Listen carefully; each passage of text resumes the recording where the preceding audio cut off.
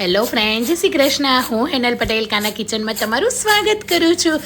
જો આ રીતે બનાવશો ને તો જરાય લાલ કે કાળી નહીં થાય, એકદમ સફેદ દૂધ જેવી અને પોચી બનીને તૈયાર થઈ જશે. એવી આજે આપણે બટેટાની છીણ કે પછી બટેટાની કાતરી બનાવી લઈશું. એમાંથી જ આપણે માર્કેટ જેવો ફરાળી ચેવડો બનાવીને તૈયાર કરી લઈશું. તો માર્કેટ જેવો ફરાળી ચેવડો બનાવવા માટે આ રીતે મોટા અને કડક બટેટા લેવાના છે. બટેટા અત્યારે સિઝનમાં છે એટલે બનાવીને તમે લાંબો સમય સુધી આખું વર્ષ સ્ટોર પણ કરી શકશો. અને આ બટેટાની છીણ તમે 2 વર્ષ સુધી સ્ટોર કરશો તો પણ જરાય નહીં બગડે. તો આ રીતે એકદમ લાંબા અને મોટા બટેટા લેવાના છે, એની છાલને આપણે કાઢી લેવાની છે. તો આ રીતે મેં અહીંયા બધા જ બટેટાની છાલને આ રીતે કાઢીને તૈયાર કરી દીધેલા છે. બટેટા આ રીતના હશે તો એકદમ તમારી જે બટેટાની છીણ છે એ વ્હાઈટ અને લાંબી સરસ થશે. એટલે એ વાતનું ખાસ ધ્યાન રાખવાનું છે. બટેટા થોડી મોટી સાઇઝના લેવાના છે અને લાંબા લેવાના છે. હવે બટેટાની છાલને કાઢીને સારા પાણીથી આપણે ધોઈ લેવાના છે. તો અહીંયા હું 1 થી 2 પાણીથી બટેટાને ધોઈ લેવાના છે, હાથથી મસળીને, કેમ કે બટેટાનો ઉપરનો જે સ્ટાર્ચનો ભાગ હોય બધો જ નીકળી જશે. તો આ રીતે બટેટા સારી રીતે ધોવાઈ છે એટલે ઘરમાં રહેલી કોઈ પણ આ રીતે જાડી છીણીની અંદર આપણે બધા જ બટેટાને ગ્રેટ કરી લેવાના છે. કેમ કે બટેટાનું છીણ કરી રહી છું એટલે અહીંયા હું થોડું જાડું રાખી રહી છું, એનાથી ટેસ્ટ સરસ આવશે, એકદમ પોચું છીણ થશે. તો આ રીતે લાંબી એકદમ સરસ એવા બટેટાના લચ્છા તૈયાર થઈ જશે. તો તમે જોઈ શકો છો એકદમ લાંબા અને જાડા સરસ એવા બટેટાના લચ્છા તૈયાર છે. હવે એને 5 થી 6 પાણીથી ધોવા ખાસ જરૂરી છે.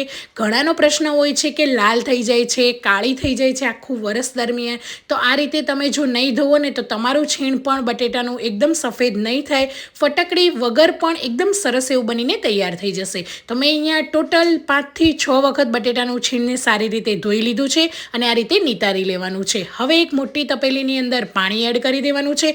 એની અંદર સ્વાદ પ્રમાણે મીઠું એડ કરી લઈશું, કે પછી મેં અહીંયા મોટી 2 ચમચી એડ કર્યું છે ને સારી રીતે મિક્સ કરી લેવાનું છે. તમે આની અંદર થોડો એવો ફટકડીનો ટુકડો પણ એડ કરી શકો છો અને સારી રીતે મિક્સ કરી શકો છો. હવે બધી જ જે આપણે બટેટાની છીણ બનાવેલી હતી એને આપણે આ રીતે એડ કરી દેવાની છે. તપેલામાં પાણી જેટલું છે એટલી સમાય એટલી આપણે એડ કરવાની છે. તો આ રીતે બટેટાની છીણ એડ કરીને એને ઢાંકીને 5 થી 7 મિનિટ રહેવા દઈશું.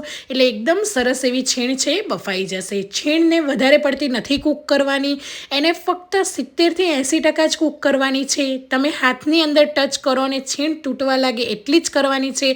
અને જારાની મદદથી કે મોટા ચમચાની મદદથી એને આ રીતે 1 થી 2 વખત ઉપર નીચે કરવાની. એટલે બધી જ છીણ છે બટેટાની એ સારી રીતે એક સરખી ચડી જશે. તો તમે જોઈ શકો છો એકદમ સરસ એવી છીણ ચડી ગઈ છે. હવે આપણે આ રીતે ચેક કરી લઈશું 1 થી 2 વખત ફેરવીને. તો એકદમ સરસ એવી તૂટવા લાગે ને આંગળી કે અંગૂઠાની મદદથી, તો છીણ આપણી સરસ રીતે કૂક થઈ ગઈ છે. વધારે પડતી મેશ નથી કરવાની, બસ આ રીતે ઇઝીલી તૂટી જાય એટલી જ રાખવાની છે. હવે એનું પાણીને નિતારી લઈશું અને કોઈ પણ કોટનના કપડા પર એને પાથરી લેવાની છે. તમે આ બટેટાનું છીણ છાયડામાં, તડકામાં, તમને જે રીતે તમારા ઘરમાં ફાવે એ રીતે તમે સૂકવી શકો છો. 2 દિવસ છાયડામાં રહેવા દઈને 1 દિવસ તડકામાં રહેવા દેશો ને તો પણ સરસ રીતે ક્રિસ્પી થઈ જશે. બસ આ રીતે છૂટી વેલણની મદદથી કરી લઈશું, જેથી ઉપર એકદમ ભેગી ના થઈ જાય અને સૂકવવામાં પણ એકદમ સરળતાથી સૂકવાઈ જાય. તો બસ આ રીતે વેલણની મદદથી એકદમ સરસ એવી છૂટી કરી લઈશું. તો મેં અહીંયા 2 દિવસ છાયડામાં રહેવા દીધી છે. તો તમે જોઈ શકો છો કેટલી સરસ એવી સુકાઈ ગઈ છે. અને 1 દિવસ આપણે તડકામાં રહેવા દઈશું એટલે સરસ એવી ક્રિસ્પી બટેટાની છીણ તૈયાર થઈ જશે. અને આ બટેટાની છીણ તમે એમને પણ ખાઈ શકો છો, બાળકોના લંચ બોક્સમાં તળીને તમે આપી શકો છો, ઓવનમાં, એર ફ્રાયરમાં તમે તેલ વગર પણ બનાવી શકો છો. તો પણ એટલી સરસ એવી ક્રિસ્પી અને પોચી બનશે. તો તમે જોઈ શકો છો એકદમ સરસ એવી બટેટાની છીણ આપણી સુકાઈને તૈયાર થઈ ગઈ છે. તો આ રીતે હવે 1 દિવસ આપણે તડકામાં રહેવા દઈશું અને ચેક કરી લઈશું કેટલી સરસ ક્રિસ્પી બનીને તૈયાર થઈ ગઈ છે. તો હવે ગેસની ફ્લેમ હાઈ કરીને તેલ મૂકી દઈશું અને એને તળી લઈશું. તો તેલ મૂકીને આ રીતે ફટાફટ એડ કરીને એને ઝટપટ 1 થી 2 વખત મિક્સ કરશો ને ત્યાં તરત જ ઉપર આવી જશે અને એકદમ વ્હાઈટ રહે એ રીતે આપણે કાઢવાની છે. વધારે પડતી લાલ નથી કરવાની. તો બસ આ રીતે તરત જ તળાઈ જશે, તળાતા પણ એને વાર નહીં લાગે. અને આ રીતે આપણે તેલને સારી રીતે નિતારીને કાઢી લઈશું. પણ આપણે ફરાળી ચેવડો બનાવી રહ્યા છીએ એટલે અહીંયા અડધો કપ જેટલા શિંગદાણાને લઈને પણ તળી લઈશું. લો ગેસની ફ્લેમ પર એકદમ સારી રીતે બ્રાઉન કલરના થઈ જાય એ રીતે આપણે તળવાના છે. તો બસ આ રીતે શિંગદાણા પણ સરસ રીતે તળાઈ જાય. તમે જો ચેવડો ના બનાવવો હોય તો તમે એમનેમ છીણને બસ આ રીતે તળીને પણ એન્જોય કરી શકો છો. પણ આ રીતે જો ચેવડો બનાવશો ને તો ઉપવાસમાં પણ કંઈક નવું લાગશે અને માર્કેટ કરતાં સસ્તો અને ઘરે તમે આ રીતે બનાવી શકશો.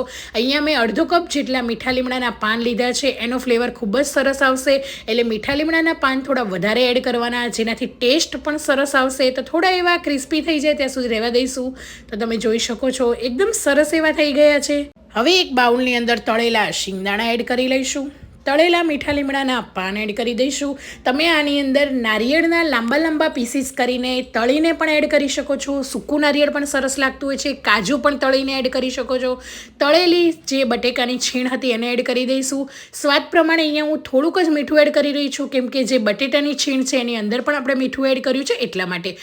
અડધી ચમચીથી પણ થોડો એવો બ્લેક મરી પાવડર, કાળા મરી પાવડર એડ કરીશું અને થોડું એવું કાશ્મીરી મરચું, જેનાથી કલર સરસ આવે. તમે તીખું ખાવાના શોખીન હોય તો અડધી ચમચી તીખું મરચું એડ કરવું. અડધી ચમચી જેટલો આમચૂર પાવડર અને 1 મોટી ચમચી જેટલી દળેલી ખાંડ એડ કરી લઈશું. હવે આ બધી જ વસ્તુને સારી રીતે મિક્સ કરી લઈશું. તો ઝટપટ બની જતો આપણો ફરાળી ચેવડો તૈયાર છે. હવે તમે માર્કેટમાં જે રીતે વરિયાળી અને તલનો ઉપયોગ થાય છે, જો તમે ઉપવાસમાં ખાતા હોય તો તમે આની અંદર થોડી એવી અડધી ચમચી વરિયાળી અને અડધી ચમચી તલ પણ એડ કરી શકો છો. એનાથી પણ ફ્લેવર સરસ આવશે. તો એકદમ ક્રિસ્પી અને માર્કેટ જેવો સફેદ દૂધ જેવી છીણ સાથે બનેલો ફરાળી ચેવડો તૈયાર છે. તો તમે પણ મારી આ રેસીપી ટ્રાય કરજો અને કમેન્ટ બોક્સમાં જરૂરથી જણાવજો કે આજની મારી ફરાળી ચેવડાની રેસીપી તમને કેવી લાગી. Thank you for watching.